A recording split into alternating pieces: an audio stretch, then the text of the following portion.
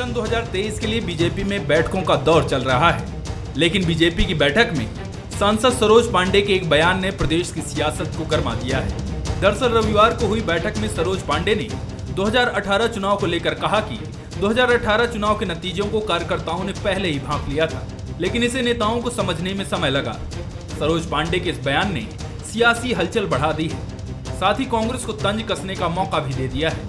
अब उसकी समीक्षा के बारे में मुझे क्या पता, 5 साल बाद यदि उनको समझ आ रहा है तो बहुत 5 साल पीछे चल रहे हैं। देखिए 15 साल में उनको मौका मिला और छत्तीसगढ़ को लूटने खसोटने और भ्रष्टाचार का अड्डा बनाने के अलावा कुछ नहीं किया। हमारी सरकार आई तो उसके बाद अब 3-4 सालों में देखेंगे 1.5 लाख करोड़ रुपया आम जनता को जो सीधा पेचा गया है। भले ही सरोज पांडे के बयान ने बीजेपी के भीतर खाने गुटबाजी की चिंगारी को हवा दे दी हो, लेकिन उनके इस बयान पर बीजेपी ने कहा कि ये बीती बात हो गई है। इतना ही नहीं, बीजेपी की तरफ से कई नेताओं ने इस पर तीखी प्रतिक्रिया भी दी है। इस बार भारतीय जनता पार्टी के कार्यकर्ताओं को आभास हो गया कि सरकार हमारी बन रही है और भविष्य में भारतीय जनता पार्टी की सरकार बन रही है, बिल्कुल तय है, ये हमको भी आभास हो गया। अगर मैडम ने बताया तो मैडम तो कल भी नेता थी, आज भी नेता है, आज भी कोर ग्रुप की सदस्य हैं, चुनाव समिति में है, कल भी राष्ट्रीय महामंत्री थी, तो ये तो मानना पड़ेगा कि जो नेता कहते हैं वो सही है। 2018 के चुनाव के नतीजों को लेकर बीजेपी के भीतर खाने मतभेद के सुर कई बार सुने जाते रहे हैं, लेकिन मिशन 2023 के पहले 2018 पर मंथन और बयानबाजी ने बीजेपी के बड़े नेताओं और रणनीतिकारों के कान भी खड़े कर दिए हैं। ऐसे में देखना दिलचस्प होगा कि बीजेपी गुटबाजी की इस चिंगारी को सुलगने से कैसे रोकती है, ताकि कांग्रेस इसका फायदा ना उठा पाए। कुलेश्वर पांडे, बंसल न्यूज, रायपुर। नमस्कार, आज के मुद्दे में आप सभी का स्वागत है। मैं हूं आदित्य नामदेव। 2018 में भारतीय जनता पार्टी की बड़ी हार छत्तीसगढ़ में देखने को मिल रही थी, लेकिन हार के 4.5 साल बाद आखिर उस हार की टीस क्यों बाहर आ रही है? क्यों सरोज पांडे को यह कहना पड़ रहा था कि कार्यकर्ता तो जानते थे बड़े नेताओं के कारण हम चुनाव हारे, और बड़े नेता नहीं समझ पाए लेकिन कार्यकर्ता जरूर समझ गए थे कि हम चुनाव हारेंगे। 4.5 साल बाद उस हार का जिक्र, जिस हार ने भारतीय जनता पार्टी को 15 साल की सरकार को 15 सीटों पर समेट दिया था। उसके बाद लगातार उपचुनाव हुए, उसमें भी भारतीय जनता पार्टी हारी। और सरोज पांडे का वो कद है, सरोज पांडे लगातार राष्ट्रीय नेतृत्व में रही हैं और सरोज पांडे ये कह रही हैं तो निश्चित तौर पर उस कहने में कोई बात होगी, लेकिन बाकी नेताओं ने क्यों उनकी बात को अनसुनी की? बाकी नेता कार्यकर्ताओं की भाषा, कार्यकर्ताओं का बॉडी लैंग्वेज क्यों नहीं समझ पाए? क्या बड़े नेताओं की जिद के चलते 2018 का चुनाव हारे, या कार्यकर्ताओं को पूरी तरह से लूप लाइन में डाल दिया गया था, कार्यकर्ताओं की पूछ पर खत्म हो गई थी, इसलिए चुनाव हारे? हालांकि हार का कारण जो भी हो, लेकिन आज हार की याद इतने समय बाद आई है, मतलब बेहद साफ है कि ये स्थिति भारतीय जनता पार्टी के लिए बिल्कुल अच्छी नहीं कही जा सकती। इसी विषय पर आज हम डिस्कशन करेंगे। हमारे साथ बातचीत करने के लिए 3 बेहद खास मेहमान मौजूद हैं। हमारे साथ नितिन भंसाली जी हैं, कांग्रेस के वरिष्ठ नेता प्रवक्ता, बहुत स्वागत करता हूं उनका। हमारे साथ अनिरुद्ध दुबे साहब हैं, वरिष्ठ पत्रकार हैं, बहुत स्वागत करता हूं उनका। हमारे साथ देवलाल जी मौजूद हैं, भारतीय जनता पार्टी के वरिष्ठ नेता प्रवक्ता, बहुत स्वागत करता हूं उनका। सबसे पहले देवलाल जी के पास ही चलूंगा। देवलाल जी, 2018 दिसंबर में तो सरकार बन गई थी कांग्रेस की। आज 4.5 साल बाद ये याद आ रहा है कि कार्यकर्ताओं को पता था आप चुनाव हारने वाले हैं, कार्यकर्ताओं की पूछ परख नहीं हुई, बड़े नेताओं की जिद के कारण हारे, बड़े नेताओं को मालूम था कि चुनाव हार रहे हैं। क्या सब कुछ पता होने के बाद भी कुछ नहीं कर पाई भारतीय जनता पार्टी, या ये कहा जाए कि सब कुछ जानते हुए अनसुना कर दिया गया? उसी का परिणाम था कि 15 साल की सरकार 15 सीटों पर समट गई। देवलाल जी,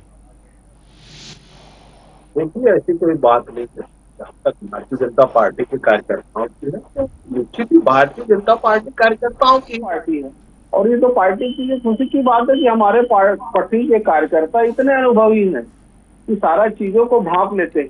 और आज अगर वही कार्यकर्ता भांप रहे हैं कि छत्तीसगढ़ से कांग्रेस की सरकार जाने वाली, तो निश्चित ही 2023 में कांग्रेस की सरकार चले जाएगी।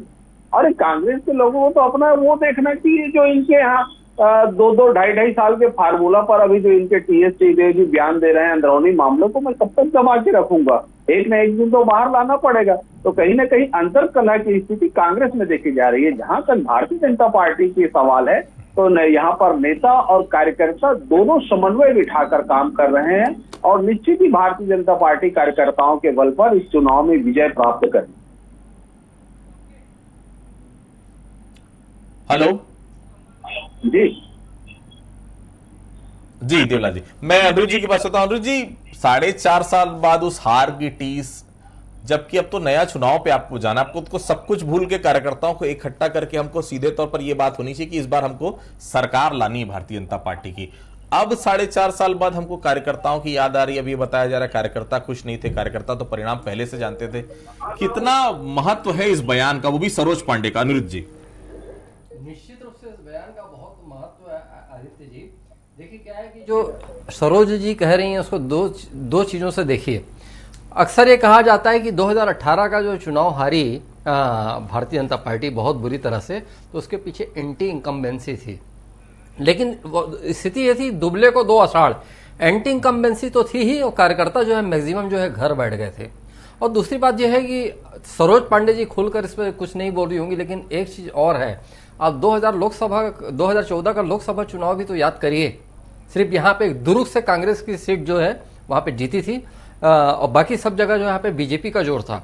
तो दुर्ग जो है सरोज पांडे जी का क्षेत्र रहा है, प्रेम प्रकाश पांडे जी का रहा है, उस समय हेमचंद यादव जी भी जीवित थे। तो फिर ऐसा क्या था कि 3 कद्दावर नेताओं के रहते रहते में वहाँ जो है वहाँ पे पूरा चीजें बदल गई थी। तो ये सब चीजें, बहुत सारी चीजें आके मिलती हैं। और निश्चित रूप से देखिए क्या है कि उन्होंने तब कहा जब ओम माथुर जी जो है छत्तीसगढ़ प्रभारी भाजपा के राष्ट्रीय महासचिव है, उनका आगमन हुआ। तो एक बहुत बड़ा मैसेज देने की कोशिश है। और दूसरी बात देखिए, जहां तक कि मैं समझ पा रहा हूं, जो है कांग्रेस की सत्ता आने के बाद सारी चीजें हैं, उसमें बहुत समय लगेगा चीजों को ठीक होने में। मतलब 15 साल तक की जो सत्ता में भाजपा रही और ये सब चीजें रही, तो मतलब ये कि एक जो उसका जो हैंगओवर पार्टी के कई बड़े नेताओं में वो नजर आता था, वो जो धीरे धीरे जाके मतलब ये उतरा है। और चीजें अब जमीन में भारतीय जनता पार्टी पूरी फुर्ती के साथ और पूरी तत्परता के साथ लड़ते तो दिख रही है।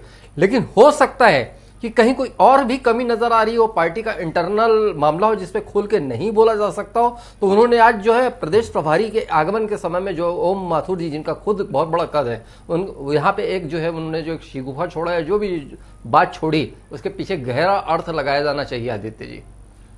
नितिन जी, 4.5 साल बाद टीस याद आ रही है, कार्यकर्ताओं की याद आ रही भारतीय जनता पार्टी, और सरोज पांडे जो मीडिया में कहीं गायब सी हो गई थी, अचानक उद्धृत होती है और ये याद दिलाने की कोशिश करती हैं, भाई 2018 में तो हमारे कार्यकर्ता जानते थे। मतलब बेहद साफ है, कार्यकर्ताओं का पक्ष लेते वो कह रही कि कार्यकर्ता तो चाहते थे, लेकिन जिस प्रकार से नेतृत्व था, जिस प्रकार से अनसुना किया गया कार्यकर्ताओं को, इसलिए हम चुनाव हारे। 4.5 साल बाद जब आपको फिर से 4-5 महीने बाद चुनाव में जाना है, नितिन जी इस बयान के आखिर मायने क्या है? सरोज पांडे जी दुखी हैं, इससे एक स्पष्ट रूप से दिखता है, क्योंकि एक बहुत बड़ी गुटबाजी की शिकार भारतीय जनता पार्टी के भीतर वो हुई है, जहां पर पूरे प्रदेश में भाजपा के ऐसे ऐसे चेहरे चुनाव जीते थे जिनको कोई जानता नहीं था। उस स्थिति में कद्दावर नेत्री जो कि राष्ट्रीय स्तर पे भी काफी पदों पर रही, पहले सांसद भी रही, बीजेपी की धमा चौकड़ी ने दुर्ग में घेर कर इनको चुनाव हराया। दूसरी बात ये बहुत सही कह रही है कि कार्यकर्ताओं का दुख जो है वो पार्टी नहीं समझ पाई। ये इस बात से साबित होता है आदित्य जी कि जब चुनाव हारे 2018 में भारतीय जनता पार्टी चुनाव हारी, और इसके बाद कोई बैठक नहीं हुई कि चुनाव हार का विश्लेषण हुआ, कुछ भी नहीं हुआ। क्या किया इन्होंने? पूरा ठिठरा कार्यकर्ताओं पर फोड़ दिया और यह कहा कि कार्यकर्ताओं ने काम नहीं किया इसलिए हम चुनाव हार गए। किसी भी बड़े नेता ने चुनाव के हारने की जिम्मेदारी नहीं ली। 56 लाख सदस्य बनाए, 32 लाख वोट मिले, तो इससे तो साबित ही होता है कि जितने सदस्य इन्होंने बनाए उतने कार्यकर्ताओं ने वोट भी नहीं दिए। और कार्यकर्ता जो है वो भारतीय जनता पार्टी का इनकी नीतियों को भली भांति समझ चुका है। कैसे सेठों के जो थे वो कोठियां भरी गई इन 15 वर्षों में, और किस प्रकार कार्यकर्ताओं के साथ छल किया गया। तो सरोज पांडे जी की एक टीस कहूंगा मैं कि बातों बातों में सही बात उनके मुंह से निकल गई है। देवलाल जी, चलिए अभी तो कम से कम याद आ गई कार्यकर्ताओं की, वही याद शायद पहले आ गई होती तो इतनी बुरी दुर्दशा नहीं होती। लेकिन अभी भी कार्यकर्ताओं की पूछ परख लगता है उतनी है कि 2018 के बाद अब 2023 के जब आपको विधानसभा चुनाव में जाना है तो शायद वो मदद आपको मिल पाएगी। क्योंकि सरोज पांडे देखिए राष्ट्रीय नेत्री है, निश्चित तौर पर बड़ा कद है उनका। प्रेम प्रकाश पांडे ने हालांकि इसका जवाब तो दिया, लेकिन थोड़ा सा मजाकी अंदाज में बताने की कोशिश की वो बड़ी नेता है, पहले भी बड़ी नेता थी, आज भी बड़ी नेता है। अगर वो कुछ कह रही है तो बात में सच्चाई तो होगी। क्या वो सच्चाई उस समय नजर नहीं आई थी जब प्रेम प्रकाश पांडे खुद विधायक हुआ करते थे? देवलाल जी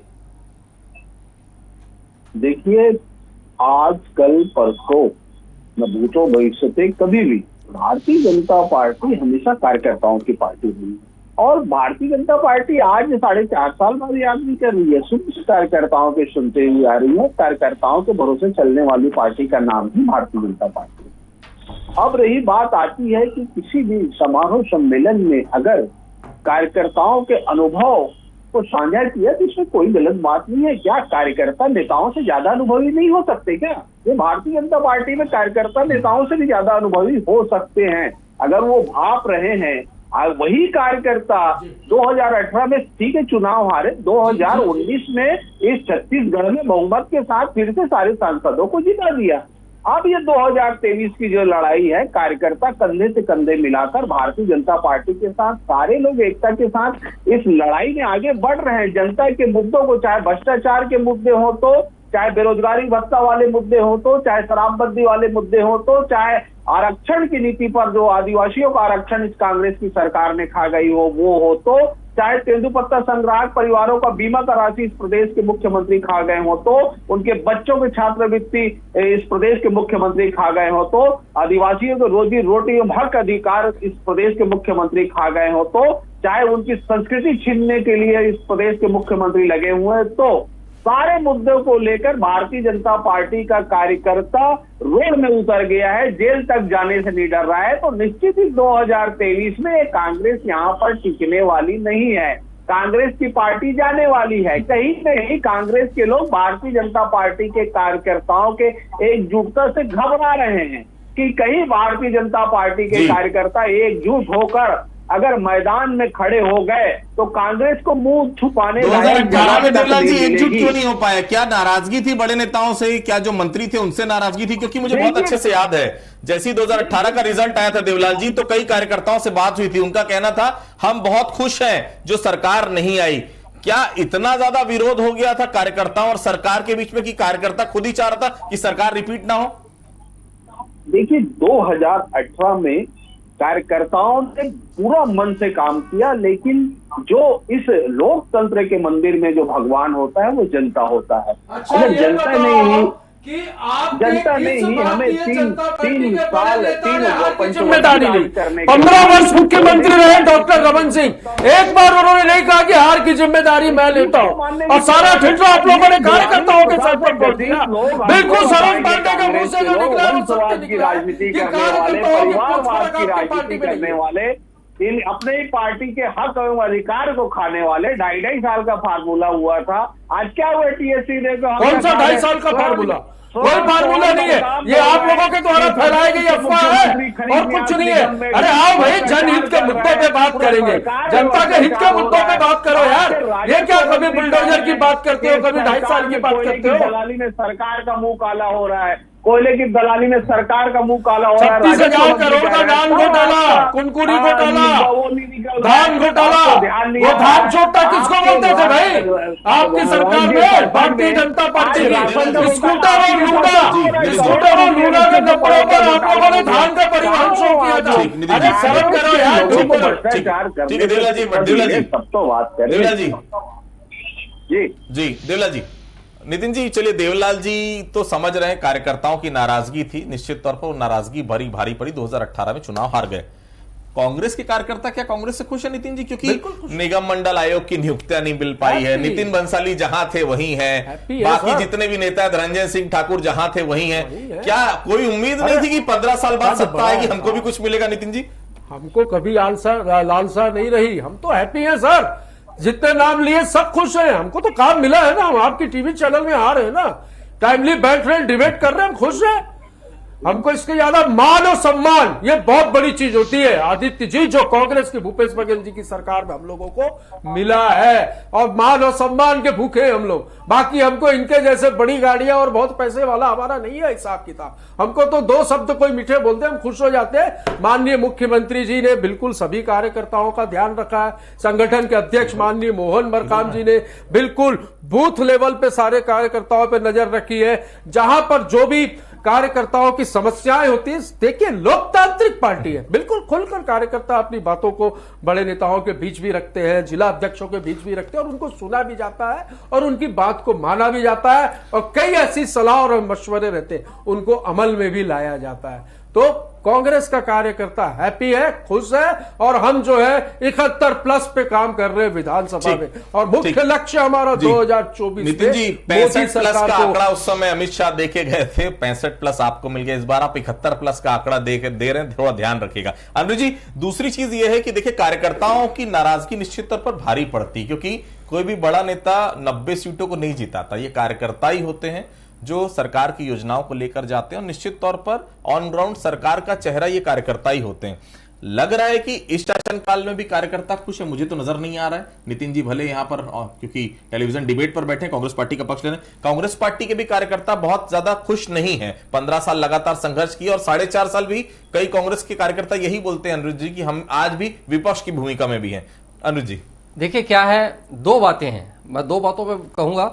एक तो यह है कि देवलाल जी ने कहा कि भारतीय जनता पार्टी जो है कार्यकर्ताओं की पार्टी है, और मैं भी वर्षों से सुनते आ रहा हूं काडर बेस्ड पार्टी है। लेकिन मुख्य बात यह है कि क्या पूरी तरह आपने जो है कार्यकर्ताओं की नाराजगी दूर कर दी भारतीय जनता पार्टी को लेकर, मेरा ये पूछना है। क्योंकि एक हार का बहुत बड़ा कारण तो था जो इस तरह सुपड़ा साफ हुआ, मतलब कल्पना भी नहीं की थी अमित शाह जी ने और बाकी लोगों ने। तो इस चीज को साधना होगा, अभी भी वक्त है, साधा जा सकता है, इसमें कहीं कोई भी नहीं। और आपका सवाल जो था आदित्य जी कांग्रेस को लेकर था, तो अब देखिए क्या है कि चुनाव के समय की स्थिति जो है और उसके पहले की स्थिति दोनों में बड़ा अंतर रहता है। लेकिन हाँ, कभी कभी और कहीं कहीं से सुनने में आती है, ये बात आती है, ये सही या गलत का फैसला मैं नहीं कर पाऊंगा क्योंकि मैं यहाँ पे कोई जज की भूमिका में नहीं हूं, लेकिन ये सुनने में आता है कहीं कहीं कुछ चुनिंदा लोग बोलते हैं कि भारतीय जनता पार्टी के जो है कार्यकर्ताओं की नाराजगी तीसरी बार में जो पनपी थी तीसरे शासनकाल में, और वो कांग्रेस में ये कांग्रेस में ये बात थोड़ा थोड़ा अभी से दिखने लग गई है। अब इसके क्या मायने हो सकते हैं, इसको समझने की कोशिश करनी होगी। नितिन जी समझ जाइए, बहुत ज्यादा वक्त नहीं है, की बात ही नहीं है।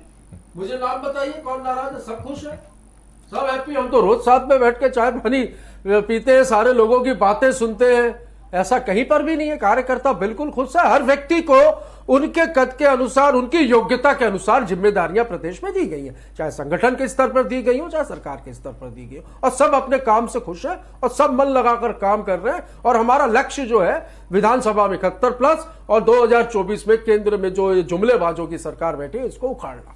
देवलाल जी, कुछ भारतीय जनता पार्टी के बड़े नेता हैं, नाम मैं नहीं लूंगा क्योंकि ये सब बातें नाम लेकर नहीं बताइए, उनका साफ तौर पर कहना था 2003 से 2008 बहुत अच्छा था, 2008 से 2013 भी बहुत अच्छा था, लेकिन 13 से 18 का जो समय था बहुत से ऐसे बड़े संगठन के नेता थे जिन्होंने 5 साल मुख्यमंत्री निवास की शक्ल तक नहीं देखी, मुख्यमंत्री निवास में उन्हें बुलाया तक नहीं जाता था। कार्यकर्ताओं से दूरियां बढ़ती गई, नेताओं से, संगठन के नेताओं से दूरियां बढ़ती गई, और उसी का परिणाम था 2018 में इतनी बुरी कदर से भारतीय जनता पार्टी का हारना। 65+ का टारगेट दिया गया था, मिला 15। मतलब बेहद साफ है कि टारगेट कहां था और आप पहुंचे कहां। आज कांग्रेस 71 का टारगेट लेके चल रही है। देवलाल जी देखिए, कांग्रेस मुगालते में और भारतीय जनता पार्टी तो 2 सीट में थी, 2 सीट में होने के बाद आज देश में कहां पर है। तो भारतीय जनता पार्टी को संघर्ष करना किसी से सीखने की जरूरत नहीं। भारतीय जनता पार्टी के कार्यकर्ता संघर्ष करके यहाँ तक पहुंचे हैं, और निश्चित ही आप लोग को सुनना चाहिए। कांग्रेस जैसे लोग नहीं है, कांग्रेस और भारतीय जनता पार्टी में फर्क है। कांग्रेस के जो लोग होते हैं वो गांधी परिवार का विकास कैसे हो, गांधी परिवार को सत्ता सिंहासन में कैसे बैठाया जाए, वही भारतीय जनता पार्टी का जो कार्यकर्ता है मोदी भक्ति के लिए सोचता है, देश का विकास कैसे हो, राष्ट्र सर्वोपरि है। यही फर्क है भारतीय जनता पार्टी और कांग्रेस के कार्यकर्ताओं में। ये चाटुकारी कांग्रेस पार्टी के लोग, और निश्चित भारतीय जनता पार्टी का जो कार्यकर्ता होता है बहुत निष्ठावान होता है। अगर वो निष्ठावान तरीके से अगर किसी कार्य को करने के लिए आगे आ जाए तो कांग्रेस से कोई भी पार्टी भारतीय जनता पार्टी को बहुत नहीं कर सकती। ये बात तो सत्य है, और हमें उससे भारतीय जनता पार्टी के कार्यकर्ताओं है। अभी आपके कार्यकर्ता गोबर बेच रहे हैं, कांग्रेस के लोगों को दूर हटा सकते हैं, और यहाँ पर गाँव गरीब किसान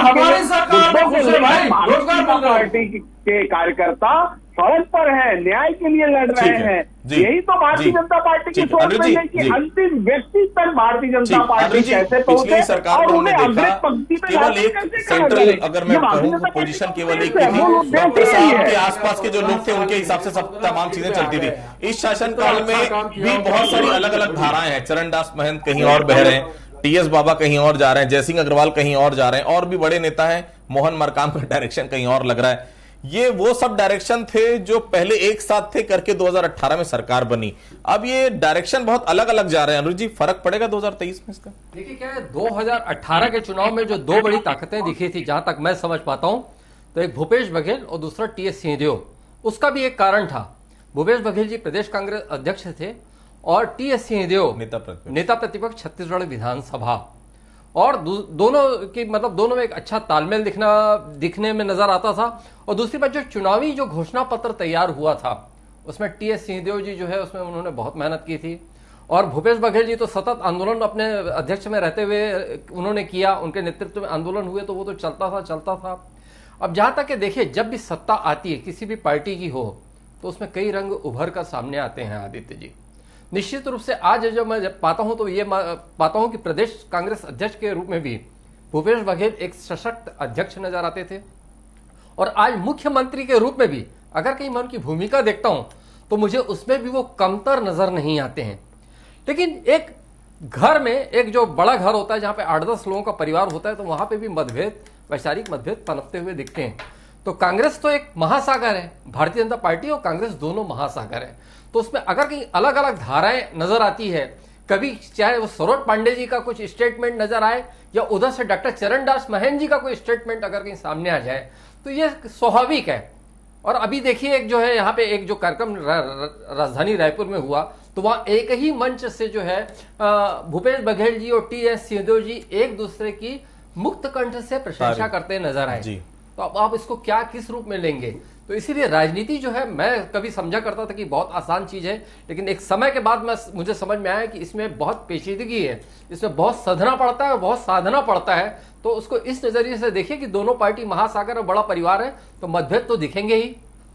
देवलाल जी, मतभेद तो आपके पार्टी के अंदर अभी भी नजर आ रहे हैं, अभी भी बहुत सारे खेमे हैं। पूर्व नेता प्रतिपक्ष धर्मलाल कौशिक अलग, नारायण चंदेल अलग, अरुण साव अलग। अब तो ये भी एक भूमिका नजर आ रही है और ये भी अंदर खाने नजर आ रही चीजें कि बैस जी की भी एंट्री छत्तीसगढ़ में कराई जा रही। कितनी सच्चाई है इस खबर पे मैं इस बात पे नहीं जाना चाहता, लेकिन अभी भी क्या वो चेहरा नहीं ढूंढ पाई है भारतीय, क्योंकि कार्यकर्ता किसके पीछे चलेगा, किसको अपना नेता मान के चलेगा? कोई तो नेता चाहिए। आज मुख्यमंत्री भूपेश बघेल के नाते कांग्रेस के पास एक नेता तो है, भारतीय जनता पार्टी किसके सहारे 2023 का चुनाव लड़ना चाह रही है?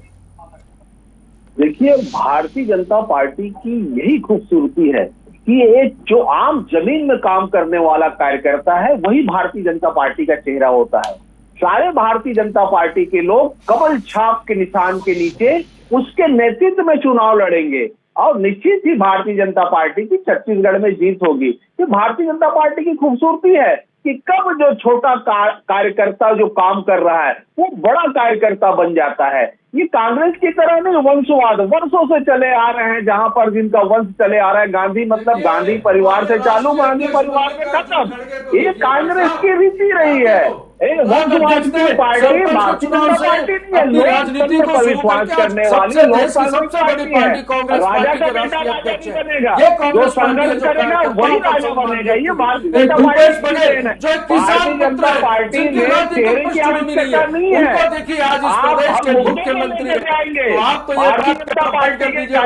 मुद्दों को लेकर जाएगी। आपने शराबबंदी का वादा किया, उस मुद्दे को लेकर जाएगी। आपने आरक्षण खा गया, उस मुद्दे को लेकर जाएगी। आपने बेरोजगारी का खा गया, उस मुद्दे को लेकर जाएगी। आपने गरीबों का आवाज खा गया, उस मुद्दों को लेकर जाएगी। आपके कर्मण्यकारी नीति इस प्रदेश के मुख्यमंत्री भूपेश बघेल जी ने आदिवासियों के हक एवं अधिकार में डाका डालकर वहां से 900 करोड़ रुपया लूट कर ले आए बस्तर क्षेत्र से, अपने विधानसभा में काम करा लिया। वहाँ के आदिवासी बच्चे तेंदुपत्ता संग्रह परिवार के 5,000 बच्चे, अरे उन लोगों को छात्रवृत्ति खा गए।